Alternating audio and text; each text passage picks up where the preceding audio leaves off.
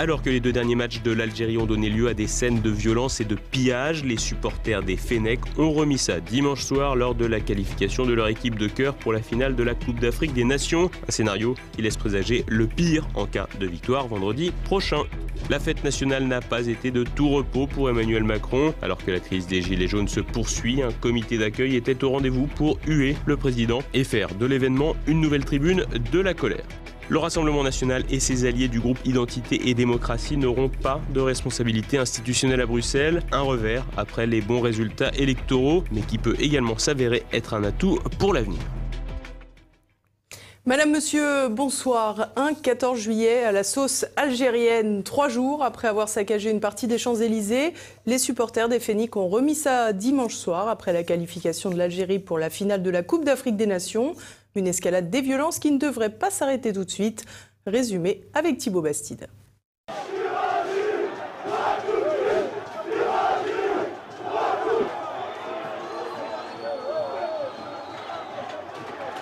On va tout niquer ce soir. On va tout niquer ce soir. Les Algériens ont tenu leur promesse. Dimanche, alors que la France célébrait sa fête nationale, les supporters algériens ont préféré fêter autre chose, la qualification de leur équipe de cœur pour la finale de la Coupe d'Afrique des Nations. Une semaine après des premiers débordements et 3 jours après des scènes de pillage et la mort d'une mère de famille à Montpellier, les supporters des Fennecs ont donc remis ça. Ainsi, dès la fin du match sifflé aux alentours de 23h, plusieurs dizaines de milliers d'Algériens, dont la majorité sont de nationalité française, ont envahi les rues, que ce soit à Paris, Lyon, Marseille ou encore Toulouse. Résultat, des scènes de liesse laissant progressivement place à des scènes de violence, de pillage, au feu de poubelles, mais également à des affrontements avec les forces de police. Sur les Champs-Élysées, la situation a évolué un peu avant 2h du matin. À plusieurs reprises, les forces de l'ordre, mobilisées en nombre pour parer d'éventuels incidents, ont fait usage de gaz lacrymogène pour répliquer au jet de projectiles.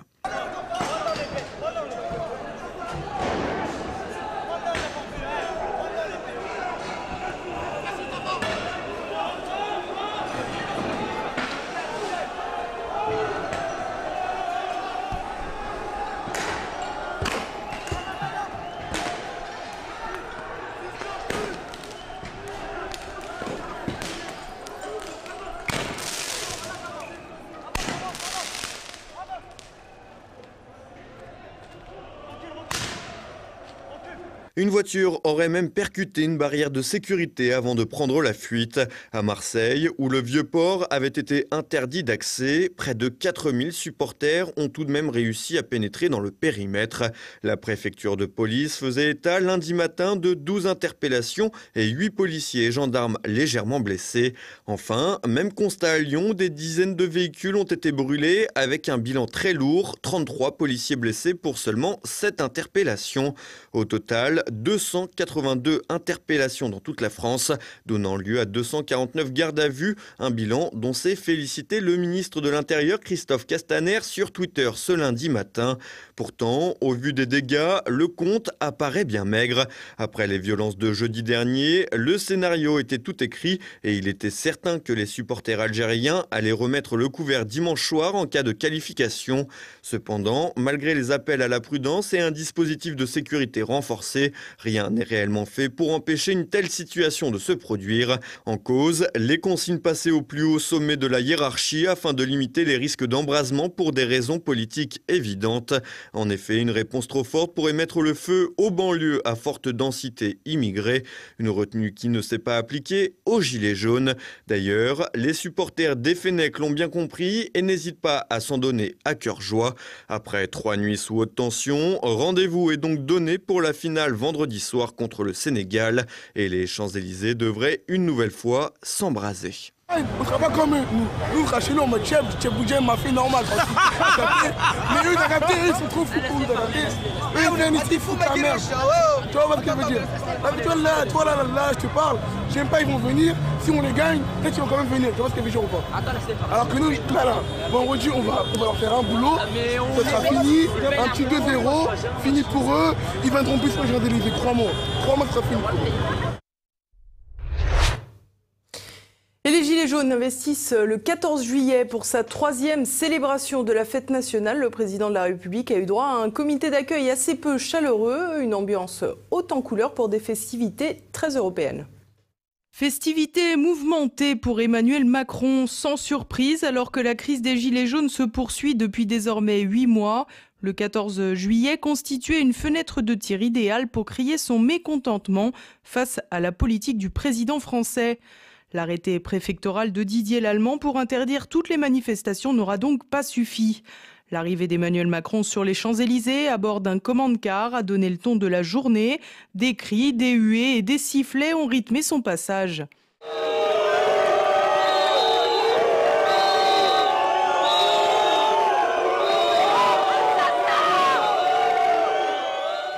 Les marques de sympathie envers le président étaient donc plutôt aux abonnés absents. Certains gilets jaunes ont également hurlé « On veut du homard » en référence au repas fastueux de l'ancien président de l'Assemblée nationale et actuel ministre de l'écologie, François de Rugy. Le comité d'accueil n'a donc pas pu être empêché malgré un nombre d'interpellations impressionnant. En effet, près de 180 personnes avaient été appréhendées par les forces de l'ordre depuis le matin, dont les 3 figures célèbres des Gilets jaunes, Éric Drouet, Maxime Nicole et Jérôme Rodriguez. Si les 2 derniers ont été relâchés rapidement, Éric Drouet a quant à lui attendu 18 heures pour ressortir libre avec de possibles poursuites à son encontre pour rébellion. De nombreux gilets jaunes ont ainsi été empêchés de rejoindre les Champs-Élysées avec les barrages filtrants des forces de l'ordre, de quoi assurer un minimum de tranquillité aux célébrations militaires. Une aubaine, car Emmanuel Macron voulait frapper fort. Placé sous le prisme de la collaboration européenne en référence à sa chère Europe de la défense, la cérémonie a notamment fait la part belle à une brigade franco-allemande et à des hélicoptères britanniques. Clou du spectacle, une démonstration de flyboard, un genre de planche volante pilotée par l'ancien champion de jet ski, Frankie Zapata.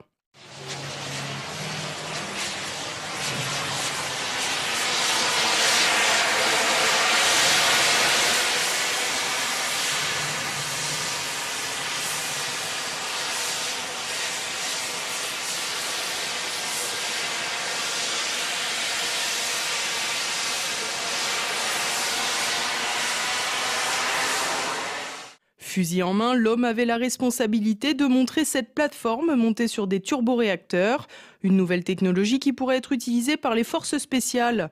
Fier de sa démonstration, Emmanuel Macron a donc fait abstraction des mécontents dont se chargeait la police en laissant Édouard Philippe aux manettes. Pour autant, une fois les cérémonies terminées, des heurts ont éclaté sur les Champs-Élysées. Plusieurs centaines d'individus sont arrivés pour en découdre avec les forces de l'ordre. Vers 18h, la plus belle avenue du monde a enfin retrouvé son calme, mais pour quelques heures seulement, jusqu'au sifflet final du match de football. Lendemain électoral difficile pour les souverainistes au Parlement européen. Privés de responsabilité au sein des principales commissions parlementaires, le Rassemblement national et ses alliés du groupe Identité et Démocratie connaît une mise à l'écart qui pourrait aussi s'avérer favorable pour le parti de Marine Le Pen. Explication d'Olivier Frère-Jacques. C'était il y a bientôt 2 mois, le Rassemblement national arrivait en tête en France des élections européennes. Une victoire et des espoirs. Des espoirs rapidement effacés pour le nouveau groupe auquel appartient le parti de Marine Le Pen, Identité et Démocratie. En effet, un véritable cordon sanitaire s'est formé pour empêcher les nouveaux élus d'accéder aux responsabilités. Ainsi, le RN et ses alliés se sont vus sevrés de responsabilités politiques. Un cordon sanitaire comme en France, alors que dans d'autres États membres, ce phénomène n'existe pas. On pense notamment à l'Autriche, où conservateurs et nationalistes s'allient occasionnellement, ou à l'Italie, où la Ligue a déjà fait front commun avec la droite parlementaire. Le consortium au pouvoir dans les institutions, composé des libéraux, des sociodémocrates et du Parti populaire, a lui décidé de barrer la route des eurosceptiques en pratiquant la traditionnelle politique du compromis communautaire, comprendre compromis entre soi, propulsant ainsi une proche d'Angela Merkel à la tête de la Commission, Ursula von der Leyen, la Française Christine Lagarde à la Banque Centrale Européenne, quand le social-démocrate David Sassoli a été élu par ses pairs au Parlement et que le Conseil européen a échu à l'insipide belge libéral réformateur Charles Michel. À défaut de pouvoir sérieusement envisager de renverser la tendance européenne pour cette législature et de briguer des places de premier ordre, le RN et ses alliés nourrissaient néanmoins l'espoir d'accéder à quelques menues responsabilités institutionnelles, comme la présidence des commissions agriculture et affaires juridiques. Il n'en sera finalement rien. En dépit des bons scores du Rassemblement national et de certains de ses alliés, le parti de Marine Le Pen devra se contenter d'un rôle d'observateur et pourra, dans le meilleur des cas, ralentir certains processus législatifs. Mais il pourra aussi et surtout se servir du Parlement européen comme d'une tribune et profiter ainsi des faux pas des équipes en place. En effet, en étant écarté de toute responsabilité, le groupe Identité et Démocratie ne prend pas franchement de risques et dispose d'une certaine manière du beau rôle. Encore faudra-t-il éviter les écueils de la vie parlementaire bruxelloise, à savoir la fuite des élus et les affaires qui ont pourri la législature précédente. Au niveau national, le RN paraît d'ailleurs renforcé par sa victoire au scrutin européen. En effet, faute d'avoir amélioré son score de 2014, le Rassemblement national de Marine Le Pen s'est fermement installé dans le nouveau bipartisme français voulu par Emmanuel Macron et qui l'oppose à La République en marche. D'un point de vue purement électoral, l'absence de responsabilité européenne ne devrait pas porter préjudice au RN, les institutions européennes étant parfaitement inconnues des Français. En revanche, la volonté de peser au niveau communautaire avec la coalition Identité et Démocratie est aujourd'hui tout à fait illusoire. Et si le changement de cap de Marine Le Pen, qui consiste non plus en une sortie de l'UE, comme le préconisait l'ancien numéro 2 du FN, Florian Philippot, mais en une refonte de l'intérieur, une telle refonte nécessite néanmoins d'avoir le pouvoir, ce qui n'est pas le cas. Avec 73 élus sur 751, le compte n'y est pas. Faute de pouvoir, le Rassemblement national tourne désormais son regard vers les scrutins municipaux de 2020, avec toujours en ligne de mire la prochaine présidentielle. L'Europe, elle, devra attendre. Et à présent, c'est le moment de passer à l'actualité en bref avec Thibaut Bastide. Après Roselyne Bachelot, Laurence Saillé quitte les Républicains pour s'essayer au petit écran. Celle qui était porte-parole du parti depuis près de 2 ans raccroche les gants de la politique pour rejoindre l'équipe de Cyril Hanouna dans l'émission Balance ton poste en tant que chroniqueuse. En crise depuis la débandade des élections européennes, les Républicains font de plus en plus l'effet d'un repoussoir. Laurence Saillé a donc décidé de quitter le navire avant le naufrage total. Légion d'honneur pour l'ancienne directrice de General Electric France. Corinne de Bilbao figure dans la promotion du 14 juillet de la Légion d'honneur au rang de chevalier. Elle a reçu cette distinction en compagnie du préfet du territoire de Belfort, Sophie Élyséon. À la tête de General Electric France pendant 3 ans, elle a quitté son poste en avril dernier, quelques semaines avant l'annonce d'un plan social supprimant plus d'1 millier d'emplois à Belfort. C'est certainement pour cette raison qu'elles ont été récompensées. James Bond, victime des temps modernes, alors que les rumeurs vont bon train pour tenter de connaître l'identité du prochain acteur qui incarnera le célèbre agent secret britannique. La presse aurait découvert un élément majeur du scénario. James Bond, incarné par Daniel Craig, ayant quitté le MI6, il céderait le matricule 007 à une femme interprétée par l'actrice d'origine jamaïcaine Lashana Lynch. Ainsi, James Bond passerait le flambeau à une femme. Daniel Craig serait à l'origine de ce bouleversement puisqu'il souhaiterait que le scénario soit en accord avec l'évolution de la société et prenne en compte les dites avancées du mouvement féministe MeToo. Une finale légendaire. Dimanche, au terme d'un match de près de 5 heures, le Serbe Novak Djokovic a remporté le tournoi de Wimbledon en battant le Suisse Roger Federer en 5-7. Pour la première fois de l'histoire du tournoi londonien, le sort du match s'est décidé lors du jeu décisif à 12 partout dans la dernière manche. C'est la 5e fois que Novak Djokovic remporte Wimbledon et compte désormais 16 tournois du Grand Chelem. Le record est toujours détenu par Roger Federer avec 20 trophées remportés dans ces tournois majeurs. L'espace a décidément d'infinis secrets. Un trou noir découvert par le télescope de la NASA, Hubble, remet en cause les lois de l'astronomie. Situé au cœur de la galaxie NGC 3147 dans la constellation du Dragon, à 130 millions d'années-lumière de la Terre, ce trou noir est entouré d'une sorte de disque de matière happé par le trou. Ce disque devrait, selon la NASA, avoir une forme de donut alors qu'il a une forme de crêpe et ses débris tourbillonnent anormalement vite. Des éléments qui pourraient révolutionner notre perception des trous noirs. Et voilà, on arrive déjà à la fin de cette édition. Dans un instant, notre Zoom du jour, Martial Bild reçoit le blogueur à succès, créateur du blog FDP de la mode, Papacito. Il publie un essai au vitriol intitulé Carnet de guerre. Et je suis né dans un bain d'extrême gauche, dans une ville marquée par l'extrême gauche. Et je suis allé dans un lycée et dans une fac d'extrême gauche. Donc si vous voulez, je suis sorti du système scolaire à la vingtaine et j'y suis retourné 3 ans pour finir ma fac. Donc j'ai fait en tout, je sais pas, j'ai dû faire, j'en sais rien, je suis nul en maths, j'ai dû faire 20 ans de scolarité. Donc 20 ans d'extrême gauche. Parce qu'en France, la scolarité, c'est extrême gauche. Donc j'en avais gros sur la patate. Je les ai bien observés, je les connais. J'ai même eu travaillé à l'éducation nationale. Donc là, j'ai été dans le creuset, dans l'organe principal de la fabrication de l'être humain d'extrême gauche dans la République française. Donc si vous voulez, j'ai tellement accumulé d'observations, j'ai tellement vu d'injustices, de mensonges, de facilité intellectuelle, que c'était la moindre des choses que je leur règle leur compte sur un bouquin.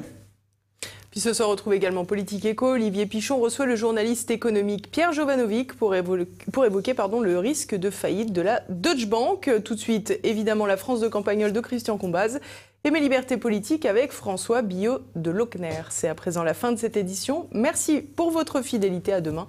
Bonsoir.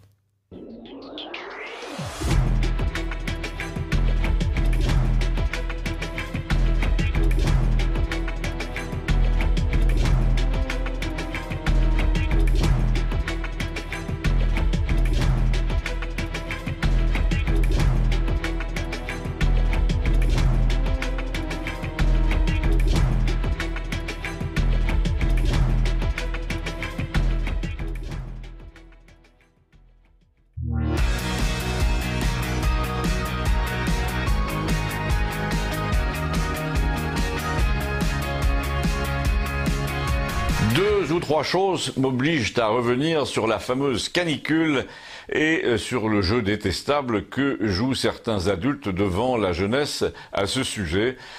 En gros, pour commencer, il y a cette infantilisation qui a été soulignée souvent et qui consiste à dire aux panneaux d'autoroute « il fait chaud, je m'hydrate », etc.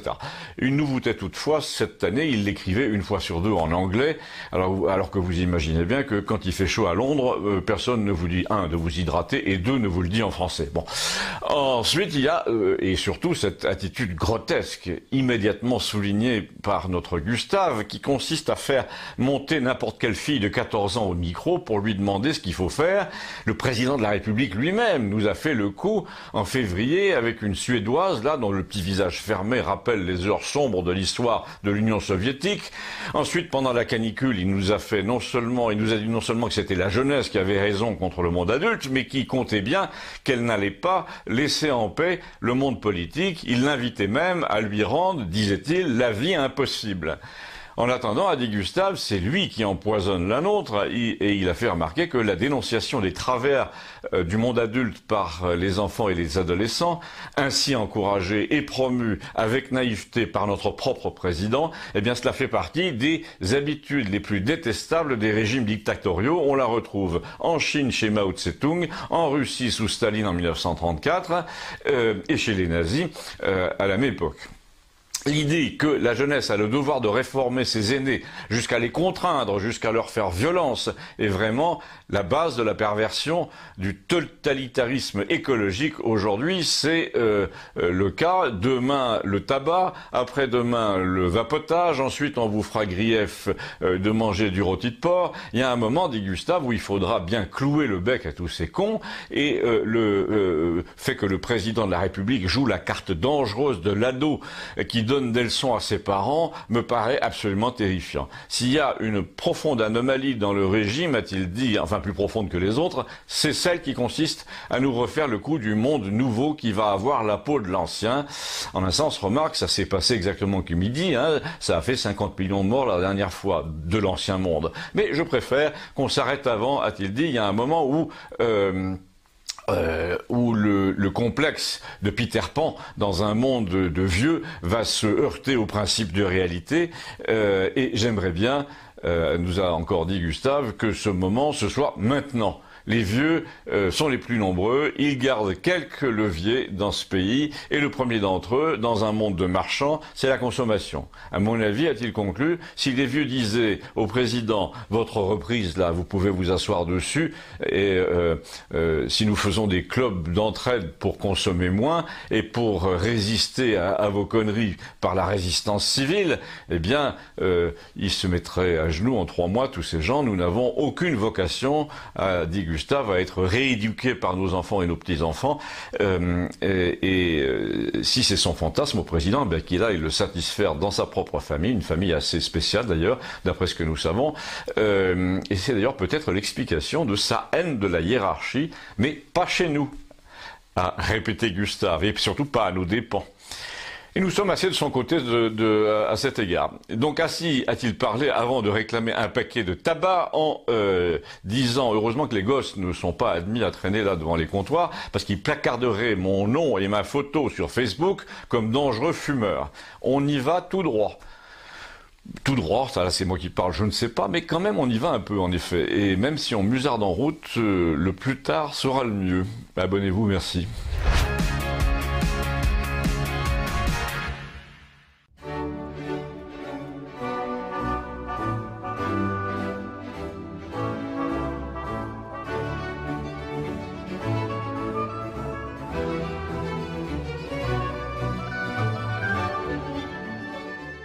La prochaine échéance électorale est l'élection municipale. L'enjeu est de taille pour Emmanuel Macron, qui n'entend pas rester sur la 2e place qui a été la sienne lors du scrutin des européennes. Du coup, il a engagé une directrice de campagne de premier plan, Tante Bricheton.